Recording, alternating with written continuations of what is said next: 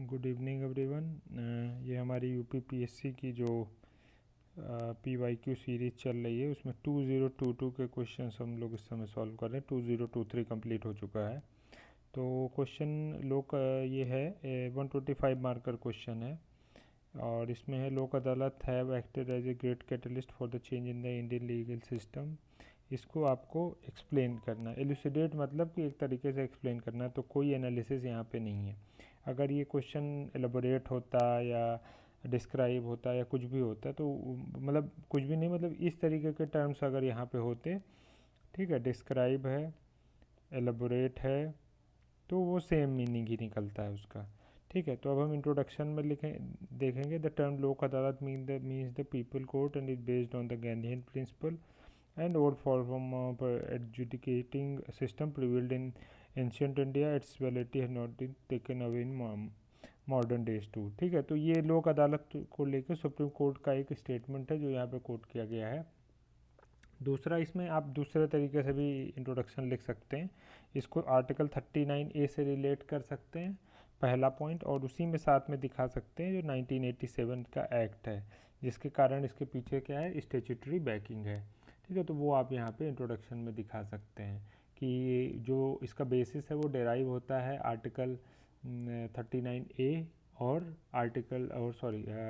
Legal services authorities act 1987 के through लोक अदालत की स्थापना की गई है। ठीक है, और चाहे तो साथ में ऑब्जेक्टिव भी लिखा सकता है, with the objective to secure the operation of legal system, promote justice on the basis of equal opportunity. ठीक है, नहीं भी लिखेंगे तब भी चलेगा, इतना इंफॉर्मेशन सफिशिएंट है आर्टिकल 39A और 1987 एक्ट जो आपका है। तो ये दो पार्ट यहाँ पे आपके हो गए। ठीक है, तो दो में से कोई एक इंट्रोडक्शन आप यहाँ पे बना सकते हैं अपना। देन चूँकि अगर आपको सिग्निफिकेंस पता है, ठीक है, जो लोक अदालत का पढ़ते हैं तो वही सिग्निफिकेंस यहाँ पे आपको मेंशन करना है, उसमें और कुछ आपको अलग से नहीं लाना है। ठीक है, बस इसमें एक आपको ये चीज़ ध्यान रखनी है कि जो लीगल सिस्टम से जुड़ा सिग्निफिकेंस है उस पर आप ज़्यादा फोकस करेंगे। ठीक है, तब आपका आंसर ज़्यादा मतलब इन कॉन्टेक्स्ट ऑफ क्वेश्चन होगा। ठीक है, लीगल सिस्टम जैसे लोक अदालत है तो लोक अदालत के जो सिग्निफिकेंस है पब्लिक के लिए क्या होता है, ठीक है, तो उसके कुछ पॉइंट आपके लीगल सिस्टम से अलग हो सकते हैं। तो हमें वो पॉइंट नहीं लिखने हैं यहाँ पे, बल्कि हमें वो पॉइंट लिखने हैं जो लीगल सिस्टम को के एक फैसिलिटेटर की तरह या कैटलिस्ट की तरह जो काम करते हैं वो आप लिखेंगे। ठीक है, तो एक पॉइंट इसमें आपका है प्रमोशन ऑफ एडीआर। ठीक है, तो एडीआर के ऊपर जो बर्डन था, एक क्वेश्चन हमने पहले भी किया है। ठीक है, एडीआर का, तो एडीआर का जो प्रमोशन है वो हुआ पहला, और जो ट्रेडिशनल कोर्ट्स थे, ट्रेडिशनल कोर्ट मतलब कि जैसे आपकी जो ग्राम पंचायत और ग्राम न्यायालय ये सब वाली कोर्ट्स थी, इन पे एक तरीके से बर्डन कम हो गया। ठीक है, पहला एक, इसके अलावा किस पे बर्डन कम हो गया, बर्डन कम हो गया आपका हाई कोर्ट है, लोअर कोर्ट है, सुप्रीम कोर्ट है, ये सब पे जो है, सुप्रीम कोर्ट को तो खैर चलिए कोई बात ही नहीं है, लेकिन ये सब जो कोर्ट्स हैं यहाँ पे जब पहले इंसान जाता है सबसे पहले, तो इन पे थोड़ा सा बर्डन कम हो गया। ठीक है, तो जो भी ट्रेडिशनल कोर्ट्स हैं उन पे एक तरीके से बर्डन कम हुआ है। इसके अलावा दूसरा सबसे बड़ी खासियत इसका स्पीडी रिजोल्यूशन है, जो कि सबसे बड़ी प्रॉब्लम है। ठीक है, तो इसको रिलेट करके लिखा है बैकलॉग ऑफ द केस।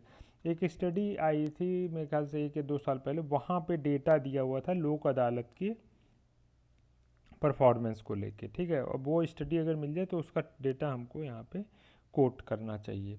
ठीक है, तो एक ये पार्ट हो गया आपका, अगर वो मिल जाता है, अदरवाइज़ हम लोग के पास जो डेटा है मोटा मोटी हम लोग उसको यूज़ करेंगे। ठीक है, कॉस्ट इफ़ेक्टिव में क्या है कि चूँकि आपका पहले से ही दिया हुआ है कि स्पीडी रेजोल्यूशन है, तो स्पीडी रेजोल्यूशन से अपने आप वो कॉस्ट इफ़ेक्टिव हो जाती है। ठीक है, और स्पीडी रेजोल्यूशन में कुछ केसेस मतलब 30% ऑफ केसेस जो हैं वो आपके with in a month resolve हो जाते हैं। ठीक है, तो ये एक पॉइंट आप इसमें डाल सकते हैं।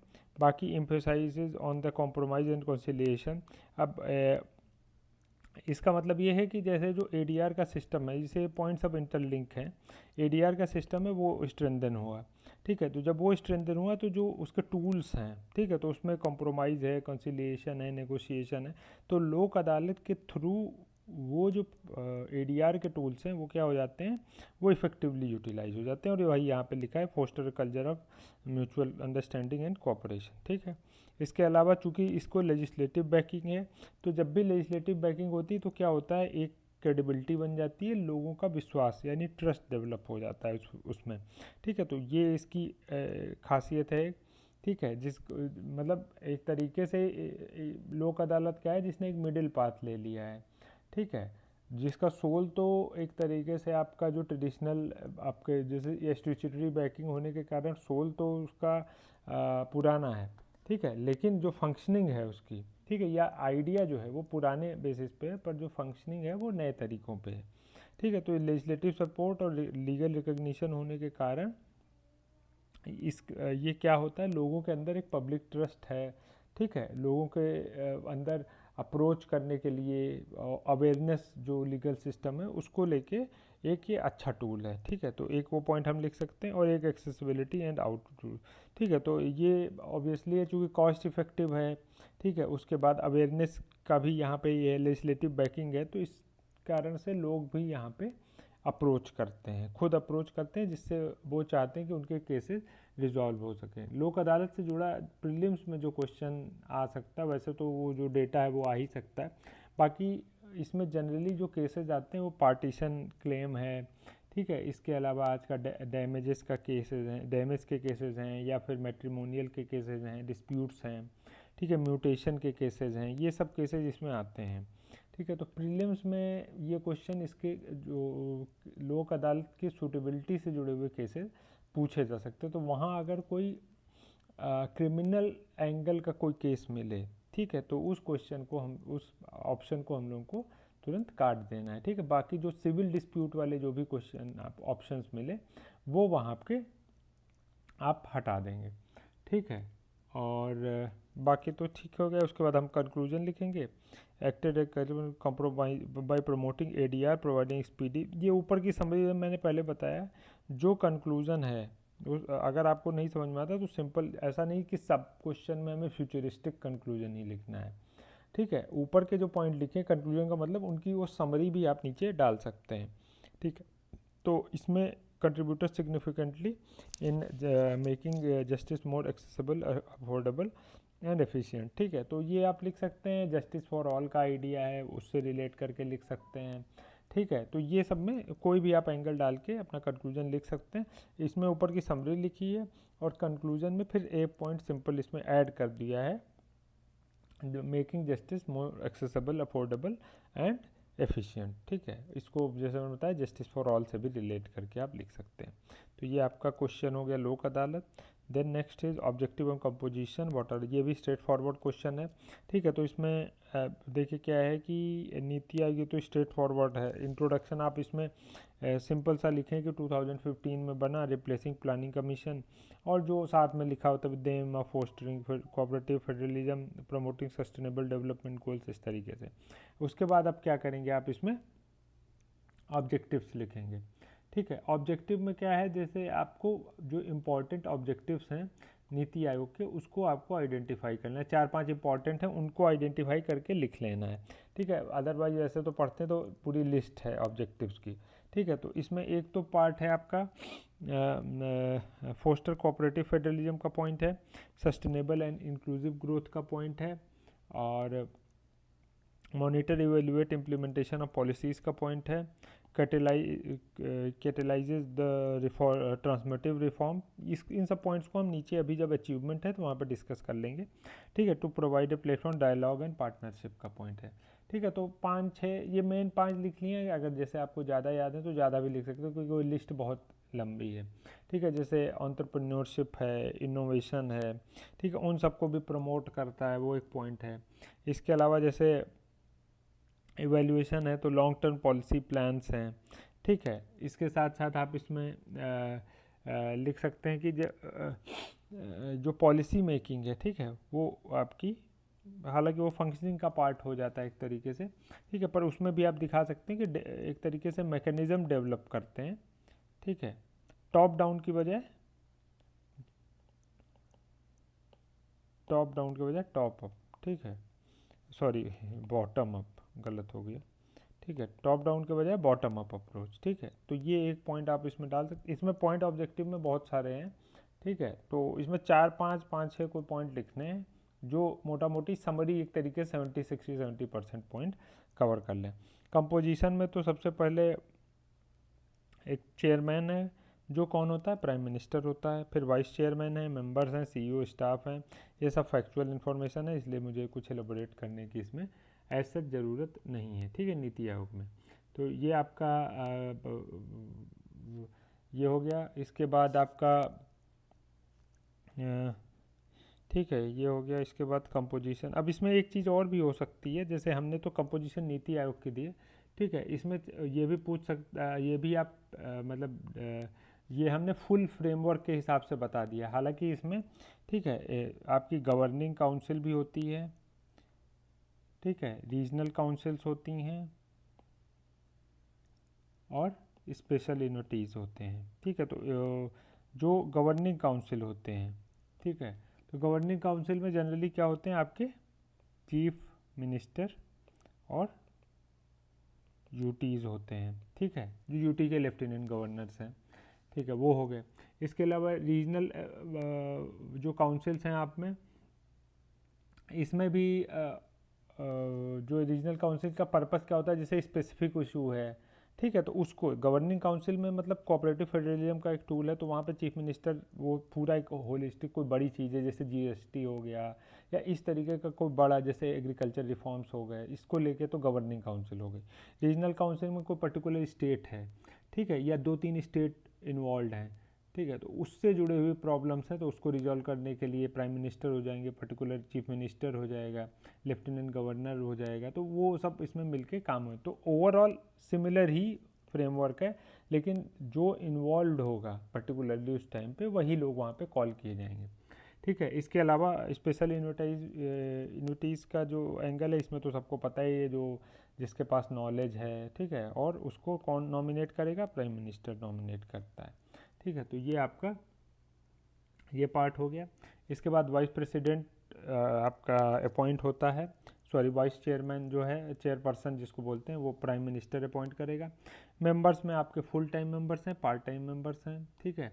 और इसके अलावा अदर स्टाफ में एक्स ऑफिशियो हैं और सीईओ हैं, उसको भी प्राइम मिनिस्टर इन्वॉल्व कर अपॉइंट करता है।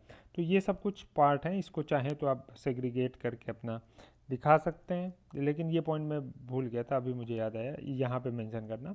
तो governing council, regional council, special unities को आपको मेंशन एटलीस्ट करना ही है, ठीक है। तो ये आपका पार्ट यहाँ पे कंप्लीट हो जाएगा, ये जो दूसरा पार्ट है कंपोजिशन को लेके, ठीक है। इसमें और कुछ खास है नहीं, सब फैक्चुअल है। अब इसके बाद अचीवमेंट है। अचीवमेंट में जैसे कोऑपरेटिव है और कॉम्पिटिटिव फेडरलिज्म है, इनिशिएटिव फॉर इकोनॉमिक रिफॉर्म है, strategic planning and policy formulation है, मॉनिटरिंग इवेल्यूएशन है, प्रमोशन ऑफ इनोवेशन टेक्नोलॉजी। देखिए अचीवमेंट में कुछ खास नहीं है, वो वही चीज़ें जो ऑब्जेक्टिव में लिखते हैं वही चीज़ें आती हैं, पर इसमें क्या है, हमको अचीवमेंट है तो इसके इनिशिएटिव लिखने पड़ेंगे, ठीक है। अब जैसे कोऑपरेटिव फेडरलिज्म है, तो कोऑपरेटिव फेडरलिज्म के लिए जैसे आप कह सकते हैं कि बहुत सारे जो स्टेट्स हैं उनके बीच के जैसे इश्यूज़ हैं, ठीक है, बिटवीन द जो कोऑपरेटिव फेडरलिज्म है, जैसे जीएसटी का को लेके कुछ इश्यूज़ हैं, तो हालांकि जीएसटी काउंसिल है उसके लिए, ऐसा नहीं है, लेकिन उसको भी लेके कुछ इश्यूज़ हैं जिसको लेके इनफॉर्मली यहाँ पे डिस्कशन हो जाता है। या फिर स्टेट्स के कुछ डिस्प्यूट हैं, इंटर स्टेट वाटर डिस्प्यूट जैसे हैं, ठीक है, काउंसिल है, लेकिन यहाँ पे भी उसके कुछ डिस्प्यूट्स हैं जिसको रिजॉल्व करने की कोशिश की जा सकती है। नीति आयोग जो है एक तरीके से मीडिएटर का काम करके एक प्लेटफॉर्म प्रोवाइड करता है। कॉम्पिटिटिव में तो पता ही है कि आपको कि कॉम्पिटिटिव में जो इतने सारे इंडेक्स निकालता है, ठीक है, वो इंडेक्स का पर्पज़ ही है कि एक तरीके से जो एनुअल आउटकम के कई सारे निकाल, उसका पर्पज़ ही है कि एक अब स्टेट की पर्टिकुलर पोजीशन देना with respect to other state, ठीक है। तो क्रिटिकल जो सोशल सेक्टर्स हैं, ठीक है, जिसमें जैसे एसडीजी हेल्थ इंडेक्स हो गया, एसडीजी इंडेक्स हो गया, इसके बाद आपका बहुत सारे इंडेक्स हो गए, ठीक है, इनोवेशन का इंडेक्स हो गया, तो वो सब, वाटर इंडेक्स हो गया, तो वो सब आप इसमें मेंशन कर सकते हैं, कोई भी एक मेंशन कर देंगे। ठीक है, तो ये पार्ट हो गया। उसके बाद इनोवेशन और टेक्नोलॉजी में तो आपका है ये अटल इनोवेशन मिशन है। फिर इसके बाद आप जैसे एंटरप्रेन्योरशिप समिट कोई ऑर्गेनाइज कर दी, 2-3 साल पहले ऑर्गेनाइज की थी, तो वो हो गया। ठीक है, तो ये इसमें आप मेंशन कर देंगे। इवैल्यूएशन ऑफ प्रोग्राम में जैसे आयुष्मान भारत है। ठीक है, इसके साथ साथ आपका जो डेटा प्रोटेक्शन बिल अभी बना, ठीक है, तो उसमें आप लिख सकते हो, डेटा प्रोटेक्शन को आप पॉलिसी फॉर्मुलेशन वाले में डाल सकते हैं। ठीक है, इकोनॉमिक रिफॉर्म्स में जैसे जो एग्रीकल्चर के रिफॉर्म्स हैं, ठीक है, उसका हो गया। साथ ही साथ जैसे इकोनॉमिक पॉलिसीज़ हैं, जैसे वो 3 स्टेजेस में बनाई हैं, 3 ईयर 5 सॉरी हाँ 3 ईयर 7 ईयर और 15 ईयर्स में, तो उसको आप मेंशन कर सकते हैं। ठीक है, तो ये इस तरीके से आप इसमें ये सब चीज़ें इंक्लूड करेंगे। ठीक है, तो ये आपका आंसर जो है आपका तब जाके कंप्लीट होगा। क्वेश्चन टफ नहीं है, पर क्वेश्चन फैक्चुअल है, और फैक्चुअल क्वेश्चन में ये चीज़ ज़्यादा इंपॉर्टेंट हो जाती है कि आप के पास कितनी इंफॉर्मेशन एक्यूरेट है। तो नीति आयोग एक इम्पॉर्टेंट टॉपिक है। अचीवमेंट को लेके इर्रिस्पेक्टिव ऑफ ईयर आप देखेंगे अल्टरनेट ईयर्स, ठीक है, क्वेश्चन जो है पूछे जाते हैं। ठीक है, तो ये एक इम्पॉर्टेंट टॉपिक है जिसको तैयार करना ज़रूरी है। ठीक है, जैसे यहाँ पे तो पूछ लिया एक क्वेश्चन, वो नीति आयोग और प्लानिंग कमीशन का कंपैरिजन, वो आज भी पूछा जा रहा है, जबकि मतलब 8 साल हो चुके हैं इस चीज़ को। तो शुरू में तो 2017 तक तो ठीक था, लेकिन आज भी ये क्वेश्चन पूछा जाता है। तो वो नीति आयोग से जुड़ा क्वेश्चन है जिसको तैयार करने की ज़रूरत है। ठीक है, तो ये हमारे 2 क्वेश्चन हो गए। इसके बाद हम लोग 2 क्वेश्चन मेरे ख्याल से और बचेंगे हमारे, और देन हम लोग स्विच करेंगे 2021 पे। ठीक है, और कोई डाउट हो, कुछ आपको कोई आइडिया हो, तो मैंने पहले बोला, तो आप इस कमेंट करिए, और इस चैनल को अपने दोस्तों के साथ जो लोग तैयारी कर रहे हैं, ठीक है, उनके साथ शेयर करिए। इस क्वेश्चन में अगर आपके पास कंक्लूजन नहीं है, ये बताना भूल गया, तो उसको आप स्किप भी कर सकते हैं। ठीक है, जो अभी अप्रोच चल रही है उसमें हम लोग ये भी देखेंगे कि हर क्वेश्चन में इंट्रो कंक्लूजन लिखने का बहुत, मतलब ऐसा नहीं कि 20 क्वेश्चन है तो अगर जो क्वेश्चन में इंट्रो कंक्लूजन की ज़रूरत नहीं है तो ज़बरदस्ती लिख दें। ठीक है, कंक्लूजन इस क्वेश्चन में लिखा जा सकता है, लेकिन अगर आपके पास, चूँकि इसमें कंटेंट इतना ज़्यादा है, अगर आप कायदे से लिखेंगे तो आपके पास टाइम नहीं बचेगा। ठीक है, तो कंक्लूजन अगर आप स्किप भी कर देंगे इस क्वेश्चन में तो कोई दिक्कत नहीं है। अदरवाइज आप अगर कंक्लूजन लिखना चाहते हैं, आपके पास स्पेस रहता है, तो इसको India to turning to new India में रोल को लेके कंक्लूजन लिख सकते हैं। ठीक है, तो अगर कुछ और डाउट हो आप लोगों को तो वो आप पूछ सकते हैं, और बाकी हम लोग नेक्स्ट क्वेश्चन अगले वीडियो में डिस्कस करेंगे। Thank you.